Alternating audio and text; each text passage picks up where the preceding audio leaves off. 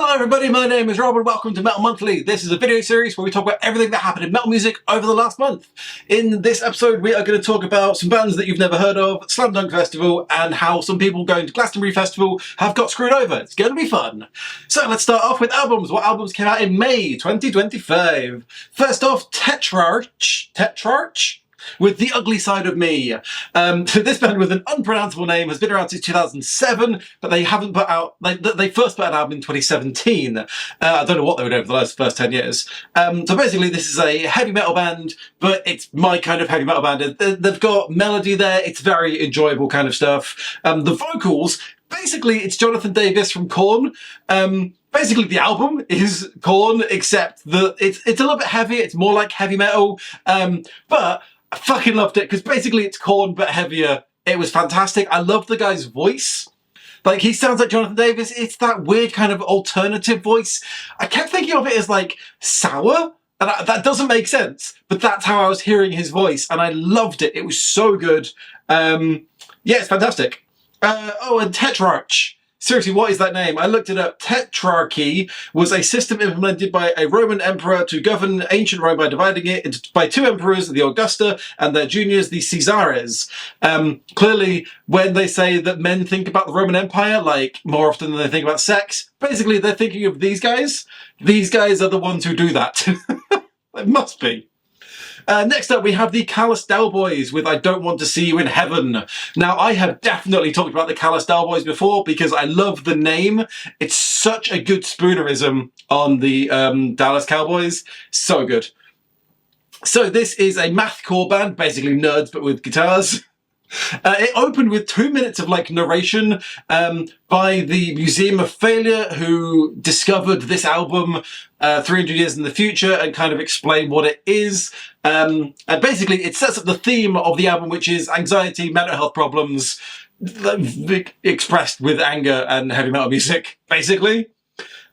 Very weird, very enjoyable. And then it cut to the music, and the music is this very weird mixture of very frantic heavy metal with like screeching guitar sounds and stuff. And then it like jump cuts, and it's this very smooth, slow stuff with some nice, clean vocals. I absolutely loved it. It's a fantastic album.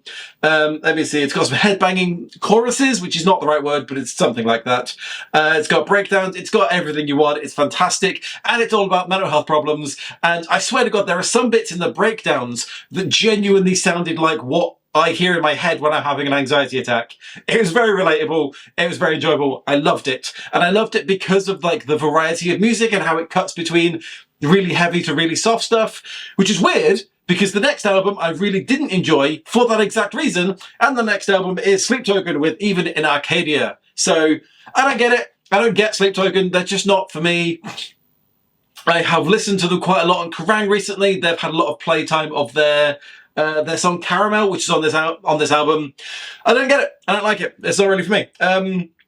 And specifically, there is a thing that me and my wife have been discussing recently. The guy who sings in this has got that very distinct voice that I swear to God is the most popular singing voice at the minute. It just sounds like some guy. And there's like 24 bands who sound exactly like him. Like, there's no extremeness to the voice. It doesn't go up and down. He's just got a nice singing voice, but it's very boring, and I'm hearing it all the time now. And I don't know if anyone else like even understands what I've just said. If you do, let me know in the comments. Anyways, so yeah, I don't get it. I don't get it. The music goes from a cappella singing, which is fine but dull, or it's like extreme heavy metal, which I also don't really enjoy. It just like is grating on me. There's no melody there. It's just heavy noise or light singing. I don't get it. I don't like it. And I know I get it. I'm in the minority. Everybody else seems to love this band. Although, do they?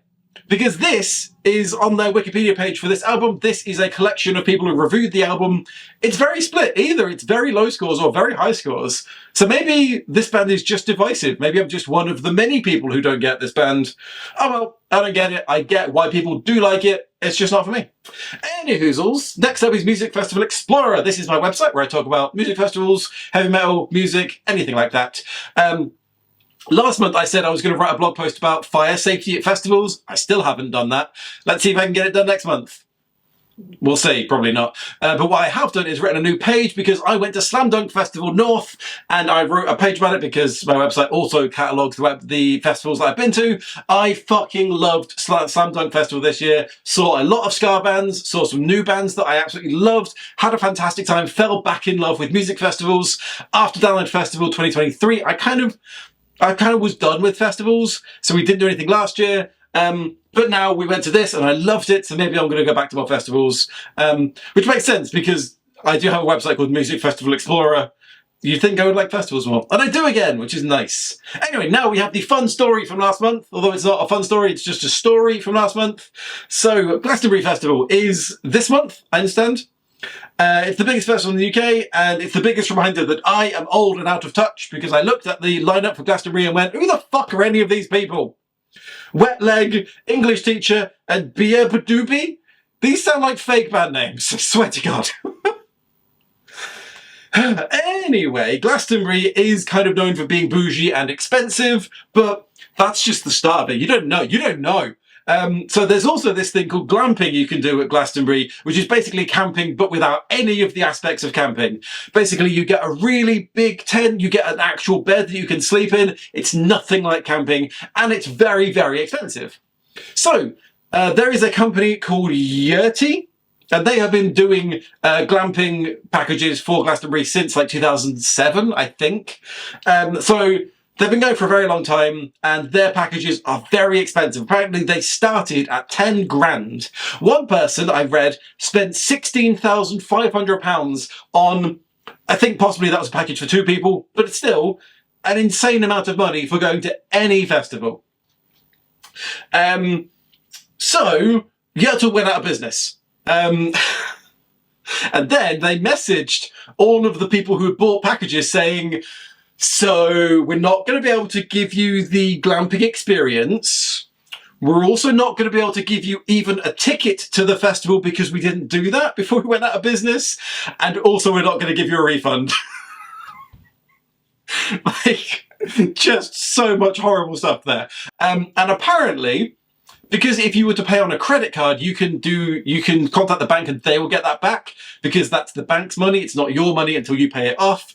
So some people were like, oh, I could do that. Or some people were suggesting, why don't you just do that and you can get the money back? Apparently, just possibly, hearsay, what I have read, I didn't do this, so I don't know. Apparently, the website said you can't pay with a credit card. You have to do bank transfer, which I would never pay for anything for like 5 figures through a bank transfer. But apparently there is a suggestion that they said you can't use a credit card because they knew this was going to happen and they didn't want people to get their money back, which is a very shitty thing to do.